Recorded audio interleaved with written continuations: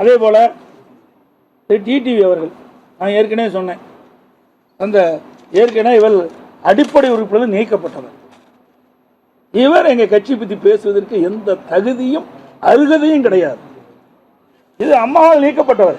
இப்படி எப்படி போய் அம்மா உனக்கு அம்மாவுக்கு நல்லா செஞ்சிருந்தா அம்மா உன்னை ஆதரிச்சிருப்பாங்கல்ல? இல்லை அம்மா கட்சியில் வச்சு உறுப்பினராக கூட வச்சுக்கல. அடிப்படை உறுப்பினர் நீக்கப்பட்டவர் சொன்னால் இவர் எப்படிப்பட்டவர் என்பதை நாம் உணர வேண்டும்.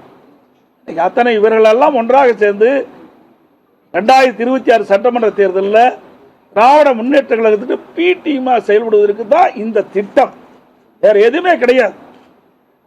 அதோட அதிமுக ஆட்சி இருக்கின்றது. அம்மா அவர்கள் ரத்தம் சிந்தி ஆட்சி அமைச்சு கொடுத்தாங்க 2016. அந்த ஆட்சி கவிழ்ப்பதற்கு 18 எம்எல்ஏக்களை இன்றைக்கு கட்சியிலிருந்து அதை வெளியேறி அழைத்திட்டு போன இந்த டிடிவி. இவர் எப்படி இந்த இயக்கத்துக்கு விசுவாசமாக இருப்பார்? இப்படி இந்த இயக்கத்திற்கு துரோகம் செய்தவர்கள் அவர்கள்தான் இன்றைக்கு அடையாளம் காட்டப்பட்டிருக்க என்பதை நேரத்தில் குறிப்பிட விரும்புகிறேன்.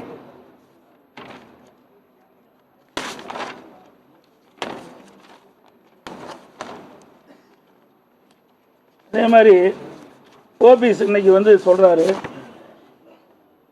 திருமதி சசிகலா அம்மா அவர்களை பற்றி. அவர் ட்விட்டரில் போட்ட, அதாவது வலைதளத்தில் அப்பொழுது அறிவித்த செய்தி, இவரெல்லாம் எப்படிப்பட்டவர் என்பது நாட்டு மக்கள் அறிந்து கொள்ள வேண்டும். ஊடகத்தின் மூலமாக, பத்திரிகையின் மூலமாக 13 பிப்ரவரி 17 அம்மா அவர்கள் மருத்துவமனையில் இருந்தபோது சசிகலா பேசாதது ஏன்? அப்பொழுது யாரு? ஓபிஎஸ். பிப்ரவரி 14 2017 குற்றவாளி சசிகலா தப்பியது தமிழகம். குற்றவாளி சசிகலா தப்பியது தமிழகம் செய்தி. அதோடு அன்றைய தினமே 14 பிப்ரவரி 17 சசிகலா உள்ளிட்ட 3 உடனடியாக சரணடைய உத்தரவு. அப்புறம் மார்ச் 3 2017 உயிருடன் இருக்கும் வரை சசிகலா உறவினர்கள் கட்சியில் அனுமதிக்க மாட்டேன் என மாண்பு அம்மாவில் கூறினார். இவர்கள் தான் ஒட்டுக்க சேர்ந்திருக்கிறாங்க. இப்படி சந்தர்ப்ப சூழ்நிலைக்கு தக்கவாறு தங்களை மாற்றிக்கொள்வதுதான் இவர்கள். இந்த இயக்கத்திற்கு விசுவாசமாக இருந்ததும் கிடையாது, அவர்களுக்குள் விசுவாசமாக இருந்ததும் கிடையாது. இப்படிப்பட்ட துரோக செயலில் ஈடுபட்டவர்கள் தான் இன்றைக்கு கட்சியிலிருந்து வெளியேற்றப்பட்டிருக்க என்பதை தெரிவித்துக் கொள்கிறேன்.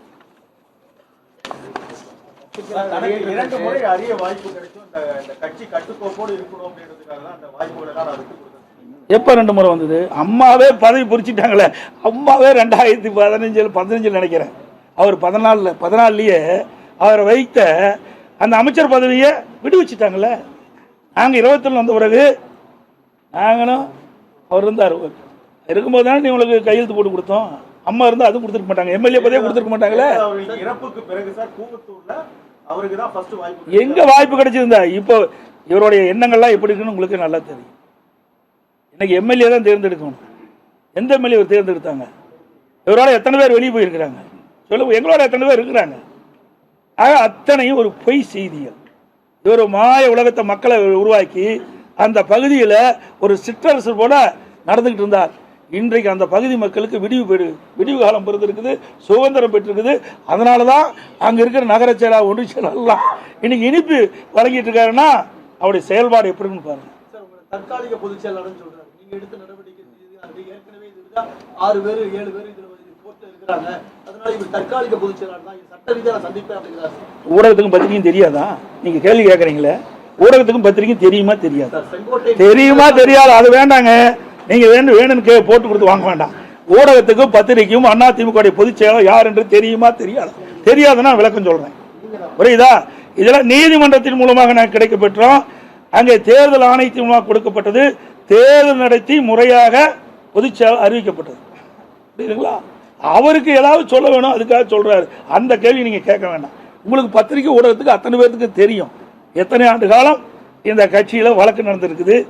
உச்சநீதிமன்ற வழக்கு எப்படி, உயர்நீதிமன்ற வழக்கு எப்படி, உயர்நீதிமன்ற பெஞ்ச் எப்படி, தேர்தல் ஆணையம் எப்படி, தேர்தல் ஆணையம் அங்கீகரித்து எல்லாமே தெரியும். ஒரு தேர்தலும் நடந்து முடிஞ்சிட்டு, 2024 தேர்தலும் நடந்து முடிந்து விட்டது. தீர்மானத்துக்கு கையெழுத்திட்டாங்க. அதே போன்று கட்சி அலுவலகத்துல போய் தரகரவா நடந்த தாக்குதல் நடத்தினாங்க. இப்படிப்பட்டவர்களை மீண்டும் கட்சிக்குள்ள சேர்க்கணுங்கிற செங்கோட்டையனோட முடிவு வந்து எதை நோக்கி சார் இருக்கு? குறிப்பா கட்சியை வழிபடுத்தணும் இருக்கா? அதான் உங்களுடைய வளர்ச்சி பிடிக்கலையா? பிடிஎம் சார் அதெல்லாம் திமுக கூட சரணடைஞ்சிட்டாங்க. கிட்டத்தட்ட ஓராண்டுக்கு முந்தைய கிட்டத்தட்ட 20 நிமிடம் தலைமை கழகத்தில் திரு ஸ்டாலினோட சந்திச்சு திரு செங்கோட்டையன் பேசியிருக்காரு. ஆமா நிரூபி, எப்படி ஏ டீம்னு நிரூபி. நான் சட்டமன்றத்தில் இப்படி பேசிட்டு இருக்கிறேன். அவர் எங்கேயாவது திமுக பத்தி குறை சொல்லி பேசியிருக்காரா? சொல்லுங்க பார்க்கலாம். சட்டமன்றத்தில் நாங்கள் பிரதான எதிர்க்கட்சி என்ற முறையில் தெளிவாக நாங்கள் பேசணும். அதே மாதிரி பொதுக்கூட்டத்திலையும் பேசணும், ஊடகத்திலையும் பேசணும், பத்திரிகையிலும் பேசணும். அப்படி எங்கேயாவது திராவிட முன்னேற்ற கழகத்தை தாக்கி பேசியிருக்கிறா? நான் சொன்ன ஏற்கனவே அந்த படம் பாருங்க. அந்த படத்தில் அம்மா படம் இல்லைங்கிறாரு, பெரிய ஆதங்கப்பட்டிருக்காரு. யாரோட போய் சேர்ந்து பண்றாரு? இதாங்க பிடிஎம்ங்கிறது. இதுக்கு மேல என்ன விளக்கம் வேணும்? அம்மா படம் இருக்குதா? தலைவர் படம் இருக்குதா? அப்ப யாரோட இணைந்து பணியாற்றி கொண்டு இருக்கிறான் ஊடக நபர்களும் பத்திரிகைக்கும் தெளிவா தெரியும்.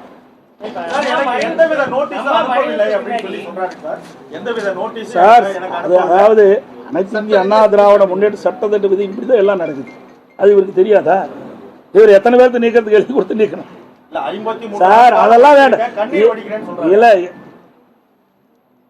அது மட்டும் இல்ல, இன்னொன்னு இப்போ நான் டிவியில் அவர் பேட்டி கொடுக்கும்போது பார்த்தேன். கெடு விதிக்கலன்னு சொன்னாரு.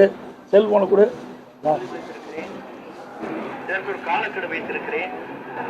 அப்படி நடக்கவில்லை என்று சொன்னால் இந்த மனநிலையை இருக்கின்றவர்களை ஒருங்கிணைத்து அதை வெற்றிகரமாக முடிப்பதற்கு நாங்கள் அனைவரும் முயற்சி. இது யார் போய் பேசுறா, யார் உண்மை பேசுறான்னு ஊடக நண்பர்களும் பத்திரிகை தெரிஞ்சுக்கணும். ஒவ்வொரு செயல்பாடும் கிட்டத்தட்ட ஓராண்டு காலமாக சரியில்லாம ஒரு சூழ்நிலை தான் பார்த்துட்டோம். அதெல்லாம் நாங்கள் அனுசரிச்சுட்டு தான் அந்த மோத்துவோம்.